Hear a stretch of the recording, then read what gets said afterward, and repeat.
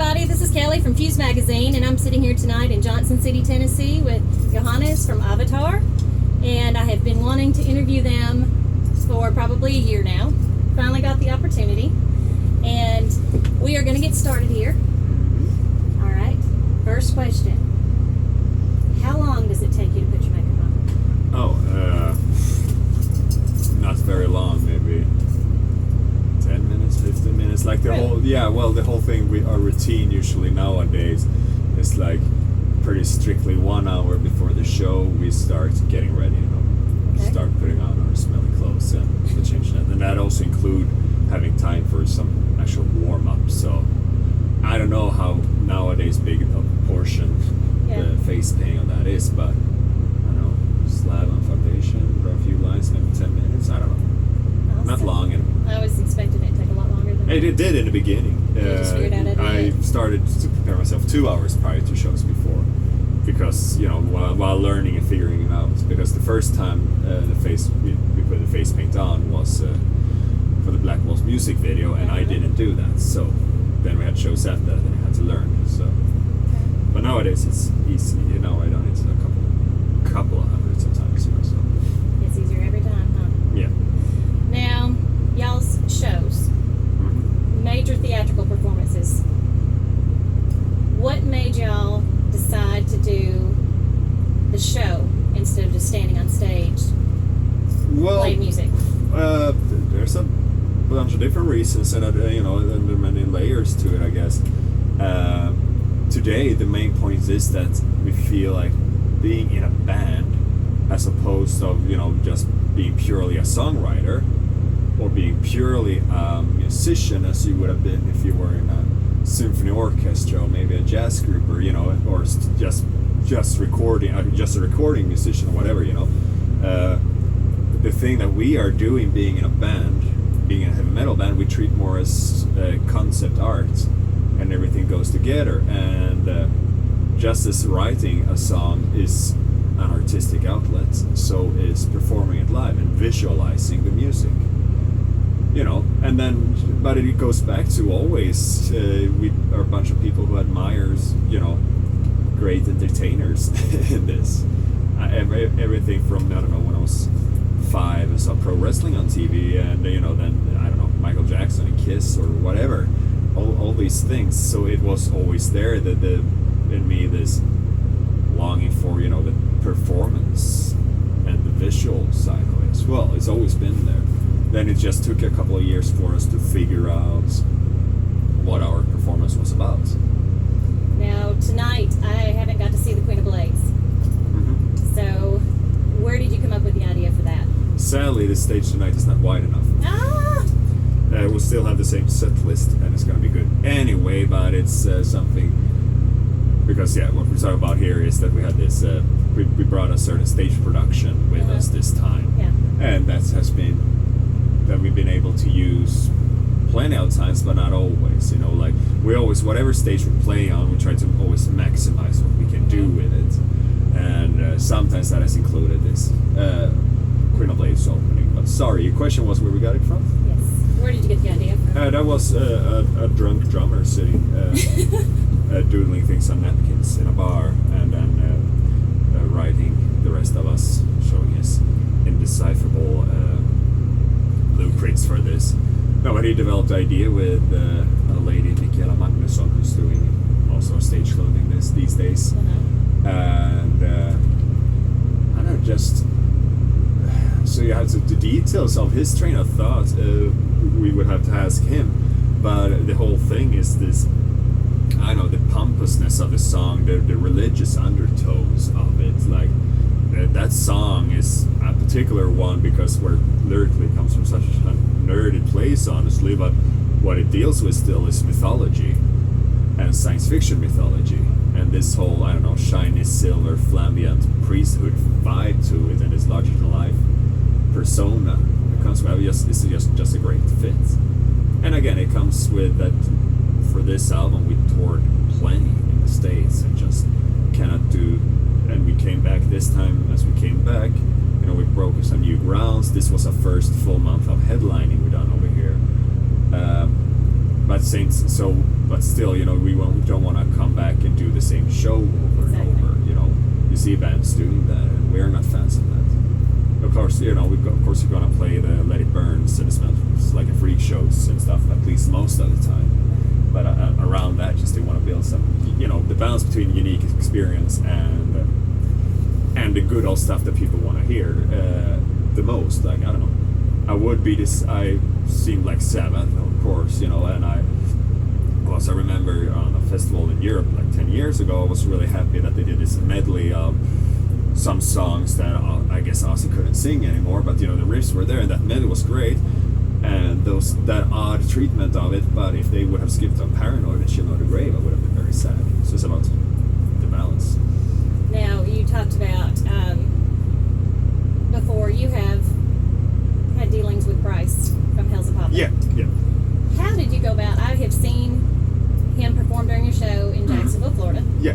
How did you go about meeting him?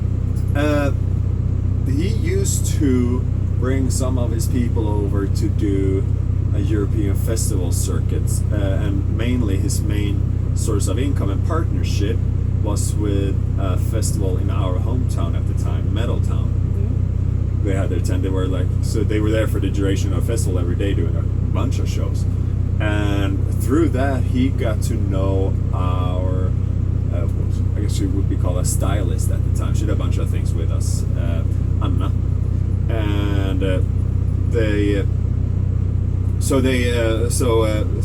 we were we were doing a bunch of experiments for what are we going to put on the album cover. This was the album Black Waltz. Yes. And we knew we were going to do something different this time, and again, this whole realizing we wanted to dwell deep into the visual side and what I talked about before.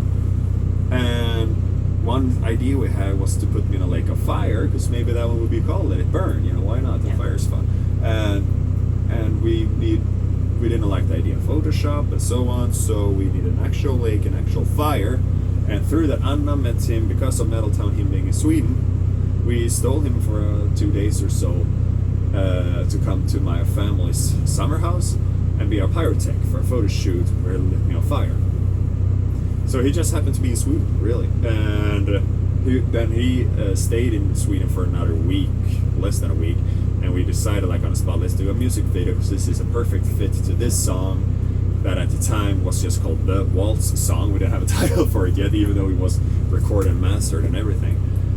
And in that process we named the song, and that became title track, and that we got lucky in discovering, like, here we found a face of the band, because we needed me to fit in the context of the song and the video. And with all the performers in the video, we felt we don't really need the whole band there, so just have me walk around and sing. What should I do? Scary clowns are scary. And and that was fun, and we built from there, and we all felt very immediately connected with it, and it resonated very well with the album we had done. So, but yeah, it started with, he just happened to be there. Just happened to be there. Yeah, and then was a nice reunion this spring in Florida. That was an awesome show. That was really fun. Except the weather kind of. That weekend the weather was horrible. Yeah. It was fun how he, I don't know, we are on the stage, I guess, are used more to certain things than others. It was the first time in a while, like, because if you're the singer in the band, of course, people in the audience looks at everyone. But since you sing, you become like kind of this target where people return. But when they were on stage, I found out what it is like to, I don't know, to play the bass in AC/DC. Because I wasn't that interesting in that particular song at that moment. It was really cool.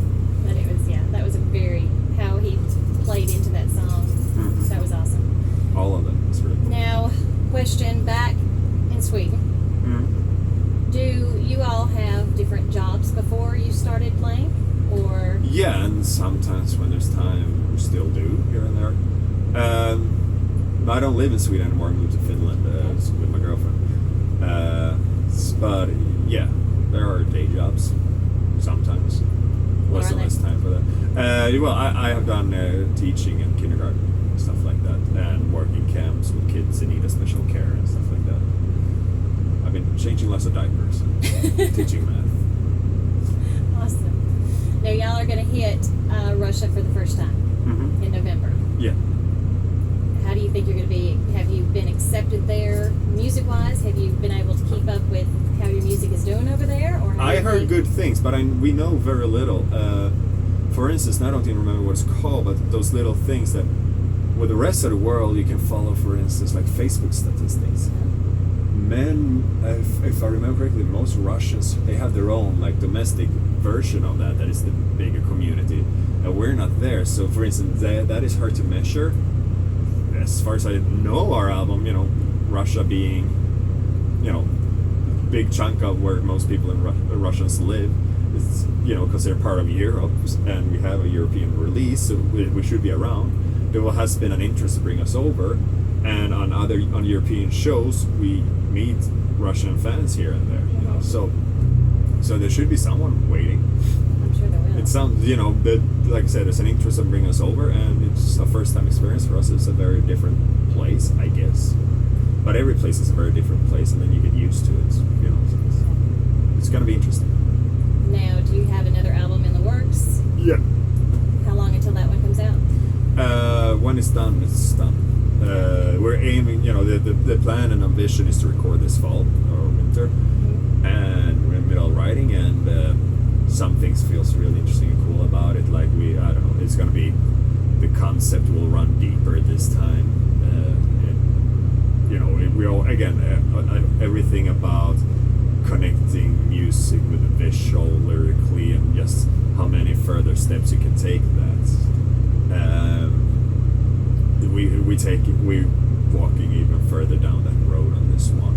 So it's a very interesting one, and it's just, too early to say dates on it. But if everything goes accordingly, I hope to be able to show off some new cool stuff in the beginning of next year.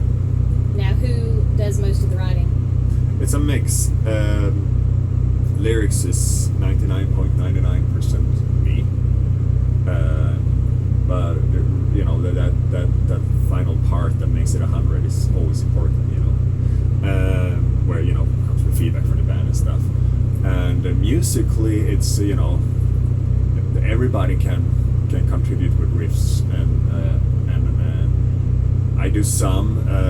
The guitar players plays more guitar than me, so they do it more, and Henry comes with a bunch. John cannot play guitars, but he he messes a lot with arrangements, and we are nowadays very interested in building, the songs. You find the riff, and then you find the groove, and thus build a great beat around. It's just very collaborative between all of us building songs.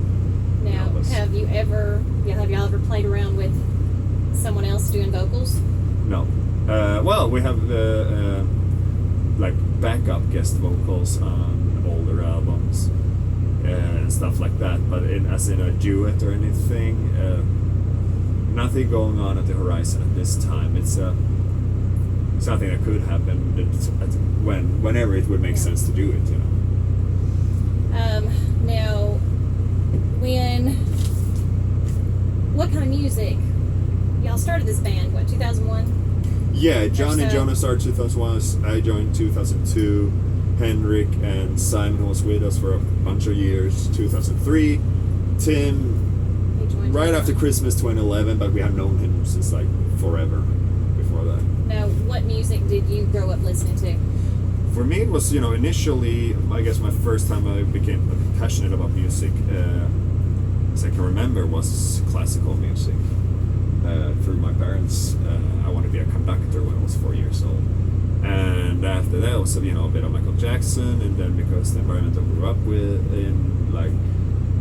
Beatles was also, I guess, was 8 years old or something, where really that thing about being someone who writes songs and gets an applause, gets applauded and all that, became very interesting. And in metal, I guess I've been 3 years all over the map, really. The first time like I said, with the environment around, stuff like Guns N' Roses and Kiss was kind of there through friends and parents of friends.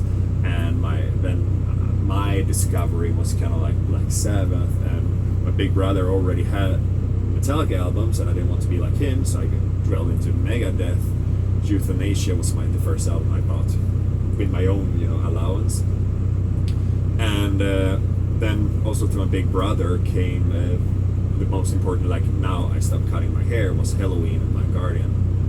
And then comes the natural progression and journey to the extremes of things for a couple of years there. At the time of joining the band, and what they were listening to as well was from the Gothenburg scene. I guess we all liked In Flames a lot. Biggest influence from that era of that region for us was always, and still is, The Haunted. And I introduced Cryptopsy to the band. It's a big favorite. John and Johannes, and yeah, I was also learning it actually, but they were a bit ahead before we got busy writing our songs. But learned Future Breed Machine by Sugar with the Cannibal Corpse covers, and also Halloween covers, Slayer, Vader. We did covers of Vader's covers of Slayer, being Raining Blood, so through a Polish filter, and a big black metal buff, kind of selective nowadays, but still love Dissection, love Marduk, love Dark Throne, Jimmy Borgir, and nowadays it's Behemoth and Flesh God Apocalypse Gojira, which that's really into now. And it was just all over the place, and as always, there's a bunch of things outside of metal. Johnny Cash. Plenty of stuff. I guess my biggest personal influence that has remained with me since teen years and still, always come back to, aside of Beatles, is Devin Townsend. Big Devin Townsend fan. Wow. So yeah, you're all over the place. Yeah, all over the place, really. The band's roots are in the extreme. Mm-hmm. Then we look more, then we have a very songwrite-ish approach to our extreme roots, so while using heavy stuff, we're still interested in finding that a James Brown groove in it, and even if it's almost a pure death metal song. I don't see us as a death metal band, but we are heavily influenced by death metal. A James Brown groove on a Cannibal Corpse riff, and go Pink Floyd with it, and then make that Fist in the Air worthy. Yeah. That's something like that. Yeah, how did your families?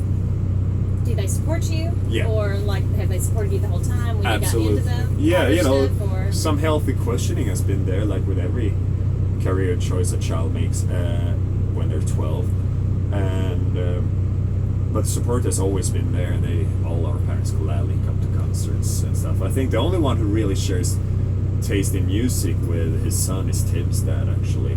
I know Tim is a bit younger than us, and Tim's dad is younger than the rest of our dads. Yeah. But they listen to Rammstein and Ozzy Osbourne together, and my dad showed me the Beatles and the Kings. Yeah. So it's all our parents' faults anyway, but they're very supportive and proud, and I think also in general, like, Sweden is a healthy environment to be in as a musician. Like, number one, as after school's activity is very through state initiatives, it's very easy and accessible to start to get to play an instrument as a child in Sweden. And because of this being a fairly small country, not the smallest in the world, but still smaller than most, we still have lots and lots of success in the music world. Sitting here talking metal is obvious, everything from prog and Opeth and stuff to Dissection, Gothenburg scene, and Entombed and Dismember, Grave and Avatar and Ghost nowadays, Sabaton nowadays. There's so many success stories, and outside of that, still half of what is ever on the Billboard's top 10 is written by Swedes, Taylor Swift and Katy Perry, as Swedish songwriters, and so on and so on. So it's like there's always examples around of if you can make it. I think it's Red One, pop music group. Yeah. He was writing, or at least involved in writing, Bad Romance, Lady Gaga, and he's Moroccan, but he moved to Sweden specifically to have a music career, and I don't know if he's a citizen now, but he's considered Swedish Moroccan or something like that. Sweden is a place to be, to do music, for many reasons. That the parents think it's cool, the state helps pay your trombone for you, and the Hives are from a small town, in Sweden. So there are all these reasons. We need some of that. Yeah, we are fairly successful in exporting music as well over here. But I think per capita, I guess is how we say it, right? Yes. Sweden is an insane example of that. Exactly. All right. I know you gotta go. Now, last thing. Do y'all all share a tattoo? We have our own interpretations of them. Actually, John, who was together with Johannes starting the band, is the only one that still doesn't have it. You know, a friend did this in my place, and you know he was good at roses, so so he did roses, and it was my first tattoo, so it twitched a lot, and it's very unique in shapes and forms, and I'm very happy with keeping it that way. And yeah, I mean, in most cases, I don't know, the few tattoos I have all hold personal meaning, and I'm not so much interested in creating big sleeves and stuff now, because tattoos hurt, and then you have to put lotion on them, and it's a bit tedious. You know, I'm happy with the ones I have, but I don't think I will get sleeves.